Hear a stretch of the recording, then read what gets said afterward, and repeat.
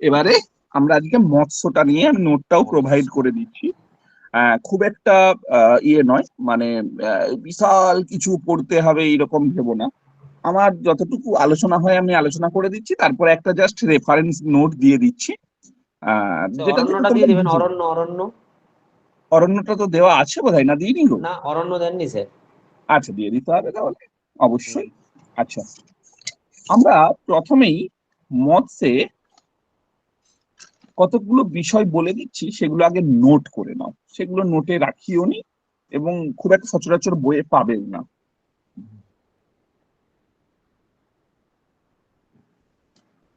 এখন পর্যন্ত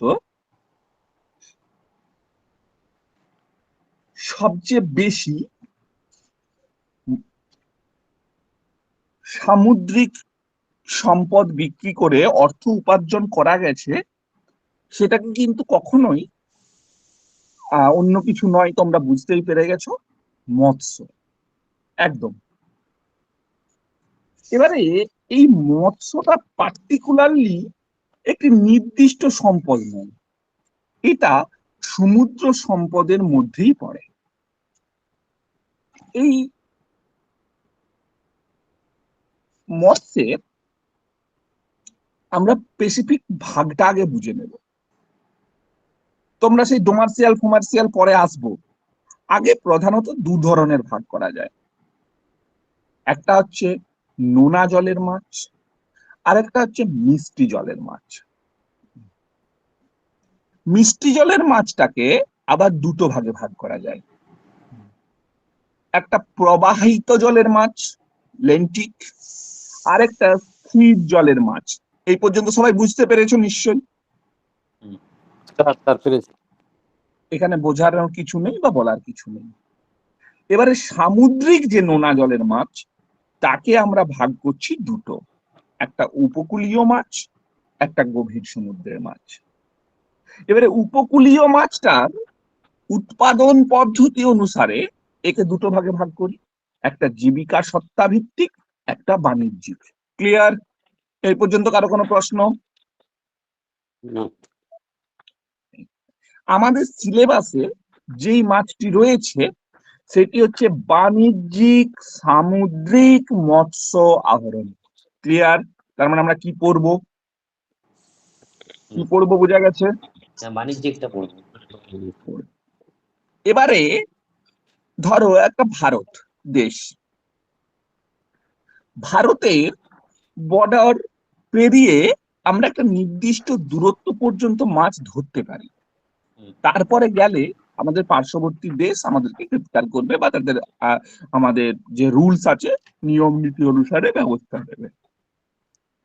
ওই সমুদ্র উপকূল থেকে 300 কিলোমিটার আমরা যেতে পারি। তোমরা মাঝে মাঝে রেডিওর খবরে শুনতে পেতে বর্ষাকালে আজকে ভারত সরকার ধরো 320 জন শ্রীলঙ্কান মৎস্যজীবীকে গ্রেপ্তার করেছে। আবার 15ই আগস্টের আগে এটাও শুনতে পেলে যে সরকার খুশি হয়ে স্বাধীনতা দিবস উপলক্ষে এতজন মৎস্যজীবীকে মুক্তি দিল। এসবগুলো শোনা কথা নিশ্চয়ই। কি হয় ব্যাপারটা? না, এই যে 300 কিমি, এই 300 কিমিটা ভারত সরকারের অধীন, ওখানে যা সম্পদ পাবে সেটা ভারত সরকার গ্রহণ করবে। কোথা থেকে? উপকূল রেখা থেকে। এই 300 কিমি অঞ্চলটাকে আমরা বলছি এক্সক্লুসিভ ইকোনমিক জোন বা ইইজেড। খাতায় নোট করো।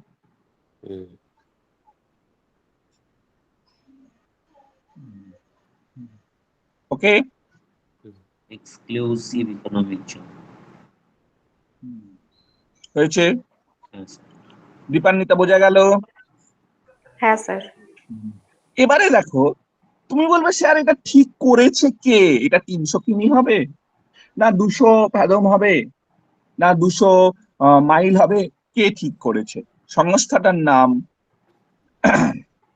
UN, international sea board authority, যেটার পূর্বে নাম ছিল UN conference on the law of the sea. অর্থাৎ সংস্থাটার নাম international sea board authority, ISBA. অনেকে বোর্ড না বলে বেড বলে, নো প্রবলেম। কার যে রুলসটা, সেটা রুলসটার নাম UNCLOS 3, মানে ইউনাইটেড নেশন সম্মিলিত জাতিপুঞ্জ, যেটাকে বলছে conference on the law of sea, তার 3 নম্বর ধারা। ওকে, হয়েছে? হ্যাঁ স্যার। ব্যাস। স্যার এই 300 কিলোমিটার সমানে কি স্যার 200 নটিক্যাল মাইল? 200 নাটিক্যাল মাইল, আমি এক্ষুনি বলতে যাচ্ছি, একদম মুখের কথাটা ছাড়িয়ে নিলে। অর্থাৎ নাটিক্যাল মাইল ইন্টু 1.5, বোঝা গেছে? কি? এবারে আসছি, এই যে মাছগুলোকে আমরা ধরি, সেই মাছগুলো কত রকম হয়। প্রথম পয়েন্ট করবে পিলেজিক। স্যার আমি যেহেতু এইটা পড়ালেন, আমি এই সংক্রান্ত এটা স্যার কমপ্লিট করে নিচ্ছি। একটা প্রশ্ন আছে ছোট্ট স্যার, সেটা হচ্ছে আরেকটা আছে, মাঝে মাঝে আমরা প্রশ্ন পাই 12 নটিক্যাল মাইল, ঠিক আছে? এই ব্যাপারটা একটু ক্লিয়ার করে দিন না, তাহলে ভালো হয়। আচ্ছা, 12 নটিক্যাল মাইল হচ্ছে সেখানে কোন রকম পেপারস লাগে না, সেটা স্বদেশীয় অঞ্চল বলে, কন্টিনেন্ট রিজিয়ন। আমার নিজের যে কোনো মানুষ সেখানে যেতে পারে। তারপরে পেরোলে সেটাকে বলা হয় বাফার জোন ওশেন। সেখানে মাছ ধরতে গেলে আমাদের রুলস এন্ড রেগুলেশন মানতে হয়। যেমন একটা উদাহরণ দিলে বুঝতে পারবে, জাহাজগুলোতে দেশীয় পতাকা রাখতে হয়, তো তাদের কাছে আমাদের আবহাওয়া সম্পর্কিত তথ্য রাখতে হয়, রেডিও ওয়েভ কাজে লাগাতে হয় যাতে সিগন্যাল তারা পায়, তাদের কাছে পাসপোর্ট ভিসা রাখতে হয় পার্শ্ববর্তী নিকটবর্তী দেশটির। বোঝা গেছে? এবারে মুশকিলটা হচ্ছে, রাজা কোনোদিন যুদ্ধ করতে যায় না, রাজা মরেও না। যাদের বড় বড় জাহাজ আছে, যেটাকে তোমরা পরবর্তীকালে শিপিং লাইন পড়েছো, তারা শ্রীলঙ্কার সরকারি আধিকারিকের হাতে গ্রেপ্তার হয় না। কিন্তু ছোটখাটো ডিঙিগুলো যখন ভেসে ওই দূরত্বটা ঠিক করতে পারে না, বেরিয়ে যায়, তারাই গ্রেপ্তার হয়। কি বললাম, বোঝা গেছে? ওকে, এবারে আমরা অনেক ধরনের মাছ আছে, আমরা তার মধ্যে কিছু মাছ পড়বো, সেগুলো বেশিরভাগ তোমরা জানো। একটা হচ্ছে পিলেজিক। এরা কি না, আকারে ছোট, ঝাঁকবদ্ধ ভাবে থাকে, জলের ওপর লেয়ারে থাকে। কি বললাম, বোঝাতে পেরেছি? আচ্ছা, পিলেজিক মাছগুলোর উদাহরণ। উচ্চতাটা বলে দিন, কত কিলোমিটার উচ্চতার মধ্যে থাকে? হ্যাঁ হ্যাঁ, মানে আচ্ছা, উপরে মানে অবশ্যই কতটার মধ্যে? অবশ্যই বলবো বাবা। তার আগে আমরা যেটা বলে দেব, যে কি কি মাছ এই পিলেজিক মাছের মধ্যে পড়ছে, কারো জানা আছে? হ্যাঁ স্যার, ওই হেরিং, ম্যাকারেল, পিলচার্ড, সার্ডিন। একদম, হেরিং, ম্যাকারেল, পিলচার্ড, সার্ডিন। ওকে,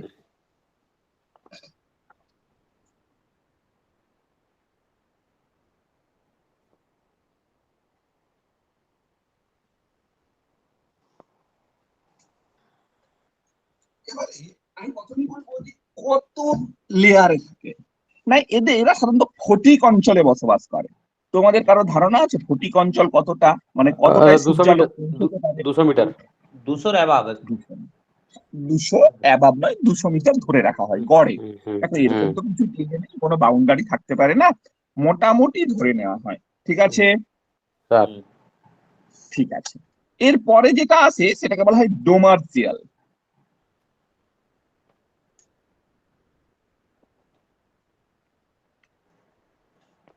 মোটামুটি এরা 1.5 কিলোমিটারের বেশি লম্বা হয়, একক মাছ, ঝাঁকবদ্ধ ভাবে থাকে না, গভীর জলে বসবাস করে, অ্যাফোটিক বা নন ফটিক রিজিয়নে এরা থাকে। এদের মধ্যে সবচেয়ে মূল্যবানটা হচ্ছে টুনা, এছাড়াও হেক, ফ্ল্যাটফিশ, হ্যাডক ইত্যাদি উল্লেখযোগ্য। এবারে কোশ্চেনে দেখা যাচ্ছে যে কোন মাছটি ডোমার্সিয়াল গোত্রের অন্তর্গত। যতবার প্রশ্ন পড়েছে অ্যান্সারটা এক, অ্যান্সারটা হবে কড। তুমি যতবার কোশ্চেনটাকে প্রিভিয়াস ইয়ারে দেখবে, ততবার দেখতে পাবে কড। একই রকম কোনটি পিলেজিং মাছের অন্তর্গত, যতবার দেখতে পেয়েছি অ্যান্সার হয়েছে ম্যাকারেল, মানে অপশনে ম্যাকারেল আছে। ঠিক আছে, এবারে আসছি অ্যানাডোমাস। অ্যানা কথাটা এসেছে অন থেকে বাবা। অ্যানাডোমাস মানে ঊর্ধ্বগামী, সারা বছর সমুদ্রে থাকে, বর্ষার সময় মিষ্টি জলের সন্ধানে ওরা নদীতে উঠে আসে। এবারে অনেক বিজ্ঞানী বলছেন না, মিষ্টি জলের জন্য না, ওদের যে ডিমের গঠন, ডিমের যে একটা আবরণ, সেটা জলে তোড়ে যাতে ভেঙে গিয়ে ডিমটা ছড়িয়ে পড়ে, সেই জন্যই ওরা মোহনা থেকে কিছুটা দূরে উঠে আসে, আবার ওই ডিমটা সমুদ্রে গিয়েই পড়ে এবং নোনা জলেই ডিমটা ফুটে বাচ্চা বা ডিমটা থেকে বাচ্চা তৈরি হয়। কি বললাম, বোঝাতে পেরেছি? তোমরা দুটি মাছের কথা মনে রাখবে, একটা হচ্ছে ক্রান্তীয় অঞ্চলের ইলিশ, আর একটা হচ্ছে নাতিশীতোষ্ণ অঞ্চলের স্যামন। আমার আর লাগবে না, ওকে? এবারে ঠিক এর উল্টোটা আছে, সেটা হচ্ছে ক্যাটাডোমাস। এই ক্যাটাডোমাস মাছগুলো নদীর মিষ্টি জলের বদলে নোনা জলে, নদীর মিষ্টি জলে সারা বছর থাকে, কিন্তু ডিম পাড়ার সময় নোনা জলে চলে যায়। এইরকম একটা মাছ হচ্ছে ইল। ওকে, ইল হয়েছে। এবার একটা আছে অ্যাম্ফিডোমাস। কারো ধারণা আছে কি মাছ এটা? হ্যাঁ স্যার, এরা হচ্ছে মানে দুটোতেই থাকে। অ্যাম্ফি কথার অর্থ, দেখো এরা দুজনে অ্যানাডোমাস ক্যাটাডোমাস অ্যাকচুয়ালি এরা তো দুটো জলেই থাকে, এরাও থাকে, অ্যাম্ফিও থাকে, কিন্তু এদের স্পেসিফিক কোনো টাইম নেই, এরা যখন যেখানে খুশি থাকে। কি বললাম, বোঝাতে পেরেছি? এরা যেমন ঋতুভিত্তিক পরিব্রাজন করে, কখনো জনন বা প্রজনন বা ডিম পাড়ার জন্য পরিব্রাজন করে, ওরা যখন যেখানে খুশি থাকে। একটা অ্যাম্ফিডোমাস মাছের নাম কি হবে? অ্যাম্ফিডোমাস স্যার ওই যে শার্ক টাইপের যে মাছগুলো, শার্ক। রাইট, যে কোনো শার্ক, তবে সবচেয়ে পপুলার হচ্ছে বুল শার্ক। তবে পরবর্তীকালে বেশ কিছু সমুদ্র বিজ্ঞানী বা মৎস্য বিজ্ঞানীদের মতে এরা যে বাস্তুতন্ত্রের অন্তর্গত সেটা মুভেবল, অর্থাৎ পরিব্রাজকের মতো। এরা যাযাবর, কোন স্থানে খাবার শেষ হয়ে গেলে অন্য স্থানে চলে যায়, আবার সেইখানে খাবার শেষ হলে এই স্থানে ফিরে আসে। ক্লিয়ার? আচ্ছা, এছাড়াও এক ধরনের মাছ রয়েছে, আমরা ছদ্ম কথাটাকে বোঝানোর জন্য ভূগোলে কি ব্যবহার করি গো? ধরো স্পোলিওথেনো। হ্যাঁ, তাকে ছদ্ম কথাটাকে একটা অন্য ওয়ার্ডে প্রকাশ করি, কারো জানা আছে? বলো, পারবে? ধরো ছায়াপ্রেমী উদ্ভিদ, তাদেরকে কি বলি আমরা? ও স্কিওফাইট, হেলিওফাইট আর ফ্যাকাল্টেটিভ। সেরকম ফ্যাকাল্টেটিভ অ্যানাডোমাস বা ফ্যাকাল্টেটিভ ক্যাটাডোমাস একটা এমন ধরনের মাছ যারা চরিত্রটা অ্যানাডোমাসের মতো কিন্তু প্রকৃত নয়। কিরকম না, তারা মোহনার কাছ থেকে কিছুটা এগিয়ে, মাত্র 1.5-2 কিলোমিটার এগিয়ে আবার সমুদ্রে ফিরে চলে আসে। কি বললাম, বোঝাতে পেরেছি না পারিনি? ইলিশ যেমন 10 থেকে 15 কিলোমিটার পর্যন্ত আসতে পারে, বঙ্গোপসাগর থেকে কোলাঘাট পর্যন্ত আসতে পারে, আরো বেশি আসতে পারে, ওরা কয়েক মিটার মোহনা থেকে আসে আবার ফিরে চলে যায়। এদের মধ্যে সবচেয়ে পপুলার হচ্ছে নোনা ভেটকি। কোনটার মধ্যে স্যার এটা ফ্যাকাল্টেটিভ? যেটাই ফ্যাকাল্টেটিভ অ্যানাডোমাস সেটাই ফ্যাকাল্টেটিভ ক্যাটাডোমাস, মানে দুটোই ছদ্ম প্রকৃতির। কি বললাম, দুটোরই উদাহরণ এই লোনা ভেটকি। একদম, তার কারণ ও সে পাশেও যেমন যায় আবার এ পাশেও ফিরে আসে, তাহলে ওটা উজানগামীও হবে আবার ভাটাগামীও হবে। ক্লিয়ার? ঠিক আছে স্যার, অ্যানাড্রোমাসটা উজানগামী না? হ্যাঁ। এবারে একটা মাছ যেটা আমাদের কাছে অর্থনীতিতে গুরুত্বপূর্ণ, but it is not possible for eating, এটা খাওয়ার উপযুক্ত নয়, সেই মাছটাকে নাম হচ্ছে কড। এর cod liver oil, vitamin D তোমরা জানো, এগুলো খুব গুরুত্বপূর্ণ। ঠিক আছে? আচ্ছা, এবারে মাছ ধরার পরিমাণটা আমি বলে দেব, কোথায় কোন দেশের লোক কতটা মাছ ধরে, আমি তারপরে খাওয়ার পরিমাণটাও বলে দেব। আমাদের ডেটা খুব বেশি মনে রাখার দরকার নেই, আমি যেইগুলো বলছি সেইগুলো তুলে নাও। সবচেয়ে বেশি ধরা পড়ে নরওয়েতে, 26.75 লক্ষ মেট্রিক টন মাছ প্রতি বছর ধরা পড়ে। ওকে, নরওয়ে, নরওয়ে, হ্যাঁ, কত মেট্রিক টন বললেন?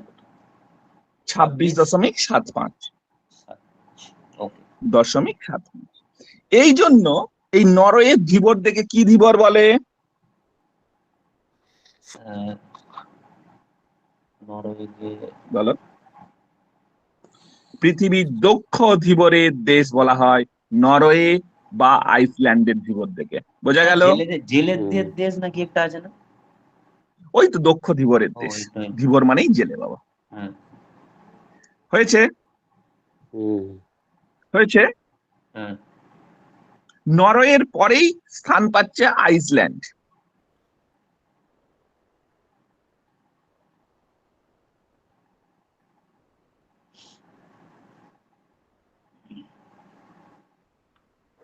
হয়েছে। হ্যাঁ, হুম, তারপরে ডেনমার্ক, তারপরে স্পেন, তারপরে যুক্তরাজ্য।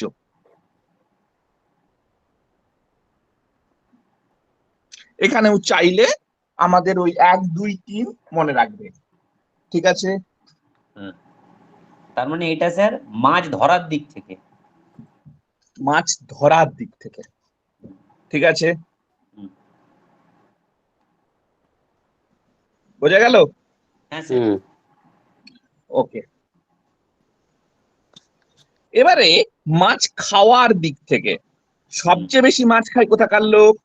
জাপান, তারপরে? জাপান, তারপরে হচ্ছে নরওয়ে মনে হয় স্যার। না বাবা, চীন। চীন। তারপরে? ভারত হবে। এ বাবা, না না, ভারত ভারত নয়। ভারত অষ্টমে স্থান রয়েছে। তারপরে ইন্দোনেশিয়া। তারপরে ইন্দোনেশিয়া। আমাদের 1/3 করে রাখবে, 1, 2, 3। হ্যাঁ ঠিক আছে, স্যার, ভারতটা লিখে রাখবো অষ্টম বলে। অষ্টম। আমি একদম বলতে যাচ্ছি, ভারতের পাশে লিখে রাখো অষ্টম। এবারে এই যে ভারত, যেখানে মাছ চাষের কিছু সুবিধা রয়েছে, আমি পয়েন্টগুলো বলে দেব, কিন্তু মাছ ভক্ষণে প্রধান এত পেছিয়ে কেন? এই 4টা পয়েন্ট লিখে রাখো। লিখে রাখো, নানা ধর্মাবলম্বী মানুষের খাদ্যাভ্যাস ভিন্ন।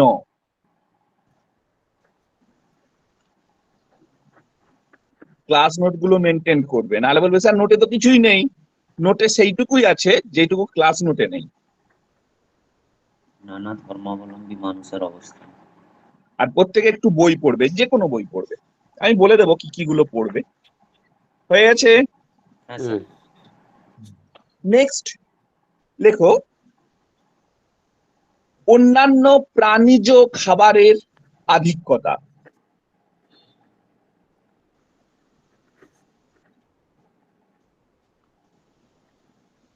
হয়েছে? হ্যাঁ স্যার। উষ্ণ দেশগুলিতে মৎস্যের সংরক্ষণে অসুবিধা।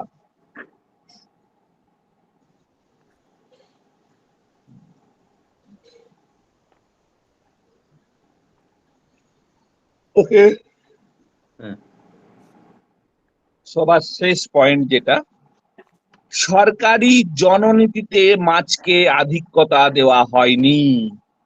আমরা মাংস ব্রয়লারে যতটা আধিক্যতা দিয়েছে আমাদের গভর্নমেন্ট, কিন্তু নীল বিপ্লবে ততটা জোর দেওয়া হয়নি।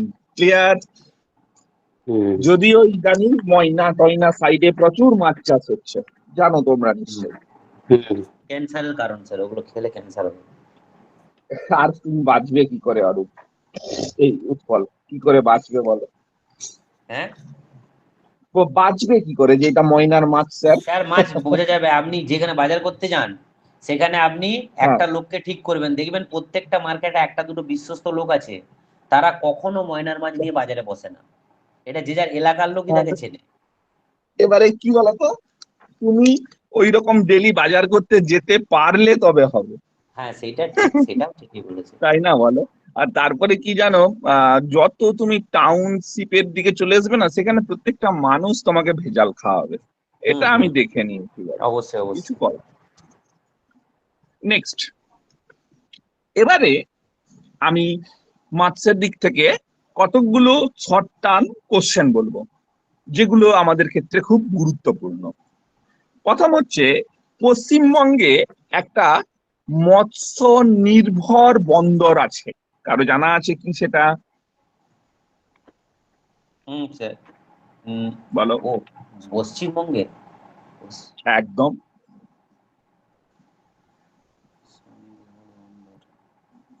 হলদিয়া নয়, কলকাতা পারবে? নয়, হলদিয়া নয়, কলকাতা নয়, খিদিরপুর নয়।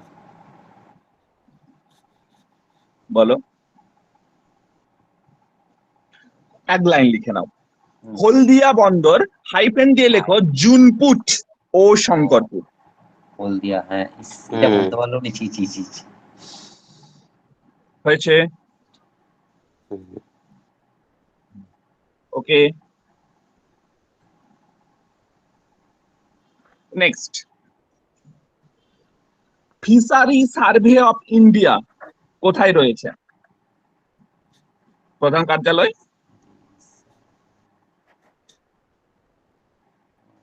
ইন্ডিয়া। হবে না, মুম্বাইতে রয়েছে ফিশারি সার্ভে অফ ইন্ডিয়া। এটা আমার নোটেও দিয়েছি অবশ্য। ওকে, আচ্ছা। গভীর সমুদ্রের মৎস্যক্ষেত্রগুলো যে রাজ্যের অন্তর্গত, গভীর সমুদ্রের মৎস্যক্ষেত্র যেই যেই রাজ্যে রয়েছে, first Kerala, second Maharashtra, third Gujarat, fourth Andhra Pradesh, হলেই বলবে। কেরল, মহারাষ্ট্র, গুজরাট, অন্ধ্রপ্রদেশ, গুজরাট, অন্ধ্রপ্রদেশ, পশ্চিমবঙ্গ, উড়িষ্যা, তামিলনাড়ু।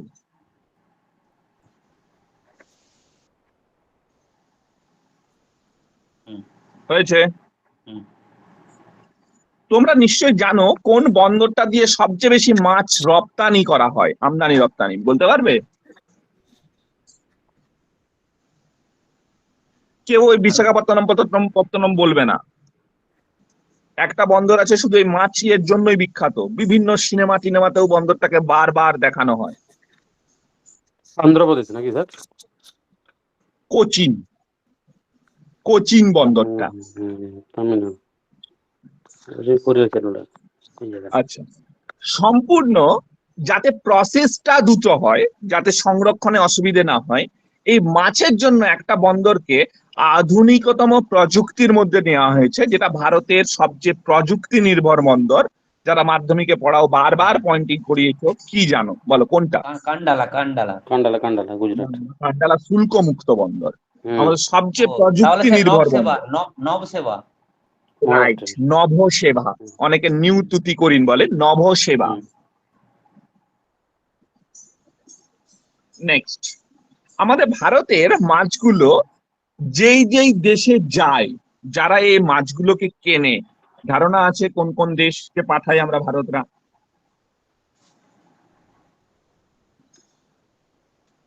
প্রথম সবচেয়ে বেশি মাছ পাঠায় এমন একটা দেশকে শুনলে হাসবে যে স্যার তাদের মাছই কে খায়, কিন্তু তাদের মাছগুলোর বেশিরভাগটাই খাদ্য গুণমান সম্পন্ন নয়। সেই রকম একটি দেশ হচ্ছে অস্ট্রেলিয়া, তারপরে পাঠায় জাপান, তারপরে পাঠায় আমেরিকা যুক্তরাষ্ট্র, তারপরে পাঠায় চীন। ওকে, অস্ট্রেলিয়া, জাপান, মার্কিন যুক্তরাষ্ট্র, চীন।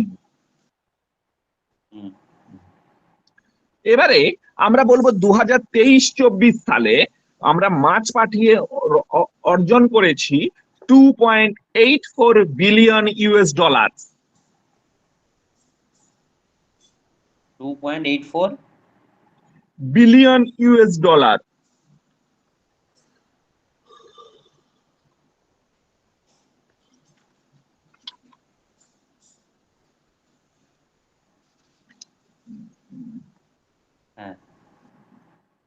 আচ্ছা, আমি একটা ছবি পাঠিয়ে দেব, কোন উপকূল থেকে কি মাছ সংগ্রহ করা হয় সেটা একটু দেখে নেবে। এবারে আমরা একদম ডাইরেক্ট চলে যাচ্ছি আমাদের যে মৎস্য এগুলো রয়েছে, কোন কোন মানে আহরণ কেন্দ্রগুলো, সেগুলো কারো জানা আছে নিশ্চয়ই? হুম হুম। বলো, শুনে নিন। ভারতের স্যার না কি বলছেন? না না, ওয়ার্ল্ডের, ভারতের কি, ভারত। ও সেই উত্তর পশ্চিম প্রশান্ত মহাসাগরের ক্ষেত্রে এগুলো স্যার বলছেন? একদম সবসময় মনে রাখবে, আমি একদম ছোট্ট করে বলে দিচ্ছি। উত্তর পশ্চিম আটলান্টিক, হুম তারপরে উত্তর পূর্ব আটলান্টিক, দক্ষিণ পূর্ব প্রশান্ত, দক্ষিণ পশ্চিম প্রশান্ত। ঠিক আছে? হুম স্যার অর্থাৎ আরেকবার বলে দিন। উত্তর পূর্ব, আচ্ছা আমি পরপর বলে দিই। উত্তর পশ্চিম আটলান্টিক মহাসাগরীয় মৎস্যক্ষেত্র, হুম উত্তর পূর্ব আটলান্টিক মহাসাগরীয় মৎস্যক্ষেত্র,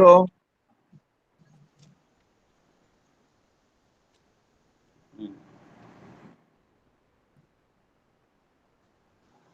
হয়েছে হুম ভূমধ্যসাগরীয় মৎস্যক্ষেত্র,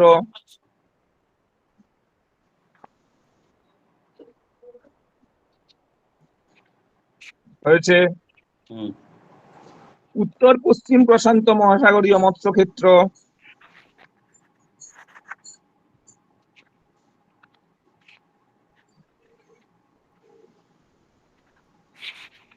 হয়েছে হুম দক্ষিণ পূর্ব আটলান্টিক মহাসাগরীয় মৎস্যক্ষেত্র,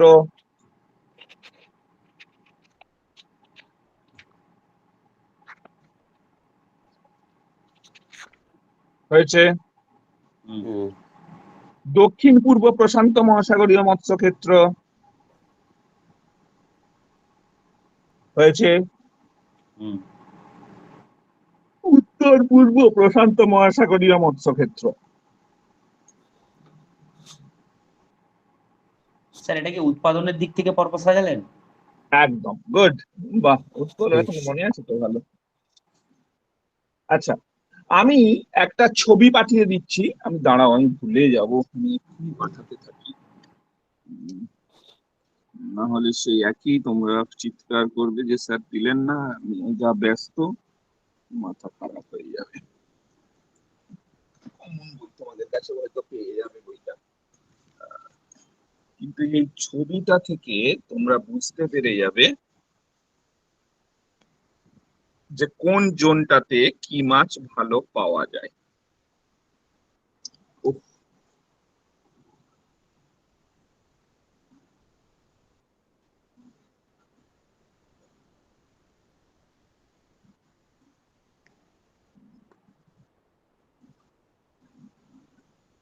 দেখো তো, আশা করি পেয়ে গেছো। হুম পেয়ে গেছো নিশ্চয়। কোন রিজিয়নে হুম কোন মাছটা ভালো পাওয়া যায়?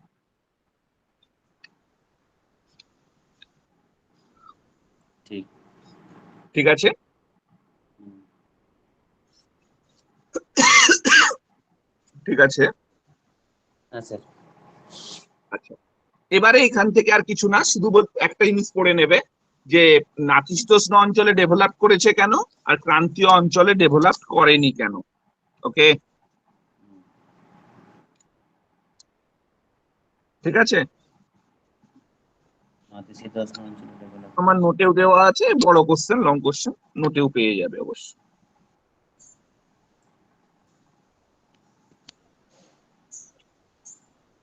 স্যার এর পরের যে পরীক্ষাটা হবে হুম, সেটা কোন কোন চ্যাপ্টার নিয়ে? আমি মৎস্য নেব, হ্যাঁ। সম্পদটাকে পুরো শেষ করে দিয়ে বায়ুমণ্ডল ধরবো সেট করে। না স্যার, মৎস্য অরণ্য বাকি রয়ে গেছে। অরণ্য মৎস্য সেটাই করেছি, আর সম্পদটাকে পুরো পুরো সম্পদটা পড়াবো আমি, মৎস্য অরণ্যের সঙ্গে আরো কিছুটা সংরক্ষণ টংরক্ষণ ব্যাপার আছে। ও দিয়ে টোটালটা একসাথে নেবেন? একসাথে নেব। আচ্ছা হ্যাঁ বাবা, হ্যাঁ ওটা। হয়ে গেছে। এবারে আমরা কিছু শর্ট টাইপ কোশ্চেনে চলে যাচ্ছি। একদম আমার নোটেও দেওয়া আছে, শর্ট কোশ্চেনটা কম দেওয়া আছে। প্রথমেই বলছি, বিশ্বের সবচেয়ে বড় মাছের বাজার, সেটা হচ্ছে ভিগো বন্দর বা ভিগো বাজার, স্পেনে অবস্থিত।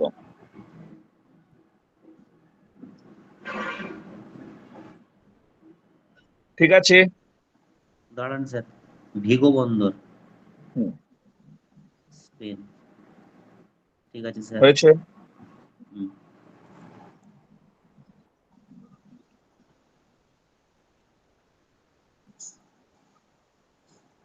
হয়েছে। হুম।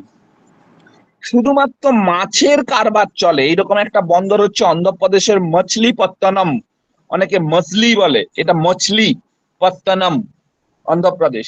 মাছের উপরেই দাঁড়িয়ে আছে বন্দরটা।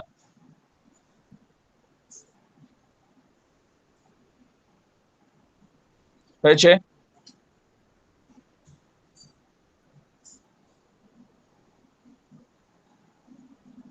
ওকে, হুম। তোমরা জানলে অবাক হবে, এরা যে মাছটা পাঠায় সেটা সামুদ্রিক মাছ নয়, রুই কাতলা মিষ্টি জলের মাছ উৎপাদন করে অন্ধ্রপ্রদেশের বিলাসপুর বলে একটি জায়গা। তোমরা আগেও হুম। কিছুদিন আগেও দেখেছো বড় অনুষ্ঠান বাড়িতে বিলাসপুর মাছ খেতে না? ওটা হচ্ছে একটা মিশ্র কৃষির মাধ্যমে উৎপাদন করা হয়, মিক্সড ফার্মিং, মিক্সড এগ্রিকালচার। জায়গাটার নাম হচ্ছে বিলাসপুর, অন্ধ্রপ্রদেশের বিলাসপুর, ছত্তিশগড়ের নয় কিন্তু।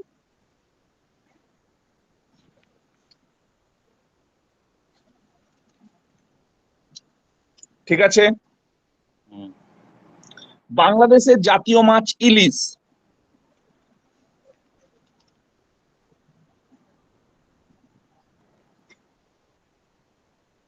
হয়েছে। হুম। স্যার আমাদের জাতীয় মাছ? কি গো, ভারতের জাতীয় মাছ কি? সেটাই তো, ওইটাই জানি, লোকের জানছি। কি গো, কেউ বলো। ভারতের জাতীয় মাছ, এ বাবা, ইলিশ নাকি স্যার? না না বাবা, ইলিশ নয়, আমারও জানা নেই ভারতের জাতীয় মাছ কি। সেটাই তো, দেখতে হবে, দাঁড়াও দেখবো আজকে। সার্চ করলেই আচ্ছা, পেয়ে যাবেন স্যার। হ্যাঁ। আমরা সেইটা যেই আইনটা ভারত মেনে চলে, যে এত সেন্টিমিটারের নিচে ছোট ইলিশ ধরা, খোকা ইলিশ ধরা অন্যায়, এইভাবে মাছ ধরা ধরতে হবে, সেই আইনটাকে বলা হয় code of conduct. Code of conduct in fishery science.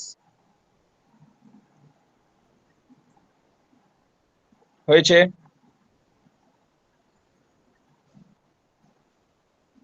হয়েছে। হুম। মাছ চাষকে বলা হয় পিসি কালচার, এটা তো অনেকেই জানতো।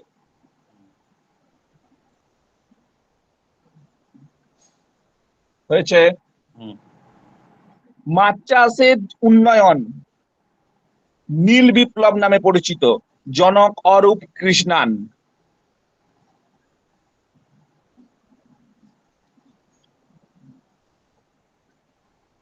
হয়েছে। হুম। ব্যাস, আর আমার কিছু লাগবে না। মৎস্য আমি কমপ্লিট করে দিলাম। পরের দিন রিসোর্স কনজারভেশন, সম্পদ স্যার আরেকটা সংরক্ষণটা বিষয় পড়বে। আমি বলছি স্যার, এটা প্রশ্ন এসছে কিন্তু এখান থেকেও, বলো। যেটা হচ্ছে জালের ব্যাপারটা, জাল। ও, মৎস্য আহরণ, মৎস্য ধরা, টানা জাল, ই হ্যাঁ, জাল। ওইখান থেকে কিন্তু মাঝে মাঝে দু একটা প্রশ্ন মানে স্লিপ করেও আচ্ছা, গেছে। আমি দিয়ে দিই, আমি দিয়ে দিই। হ্যাঁ, ঠিকই বলেছো যে স্যার কোন জালে ধরা হয়, কি কি হ্যাঁ, জাল, হ্যাঁ। হ্যাঁ বুঝতে পেরেছি, আমি দিয়ে দিচ্ছি এতে। ঠিক আছে, আমি একটা নোট এক্ষুনি পাঠিয়ে দিচ্ছি, ক্লাস নোট, আর সেটা মেনটেন করে নেবে, আর এর বাইরে কিছু করার দরকার আচ্ছা নেই। স্যার, এই সুযোগে কিন্তু আরেকটা জিনিস বলে দিন দেখে নিন। হ্যাঁ। যেই দুটো দেখবে সেটা হচ্ছে হ্যাঁ। অবস্থান, বৈশিষ্ট্য, ধৃত মাছের পরিমাণ, সেটা হচ্ছে যতগুলো আমরা মৎস্য বলে দিয়েছি, আহরণ আচ্ছা। ক্ষেত্র। ওটা হ্যাঁ। যে কোনো বইতে আছে, যে কোনো জায়গা থেকে নিজেদের মতো করে মনে রাখবে। হুম। আচ্ছা স্যার, ভগ্ন মানে কি একটু বলে দিন না, ভুলে যাচ্ছি। ভেঙে আছে এইরকম, অর্থাৎ মানে উপকূল রেখাগুলো যখন ন্যাচারালি এবড়ো খেবড়ো হয়, যেটি হচ্ছে সোজা কথা, সেটাকে বলা হয় ভগ্ন উপকূল। যখন সে এবড়ো খেবড়ো গুলো থাকে না, তাকে বলা হয় সাপ। এবারে প্রবলেমটা কি হয়, এবড়ো খেবড়ো হলে সেখানে জাহাজগুলো না ওই খাঁজে খাঁজে প্রবেশ করে যায়, যেটাকে আমরা পোতাশ্রয় বলি। ন্যাচারাল যে ভগ্ন উপকূল, ন্যাচারাল দক্ষিণ কোস্টাল লাইন হলে পোতাশ্রয়টা থাকে, এবং সেখানে মাছ ধরাটাও বেশ সুবিধাজনক হয়। বোঝা গেল? আচ্ছা। আমি নোটটা এক্ষুনি প্রোভাইড করে দিচ্ছি, একটু দেখে নাও।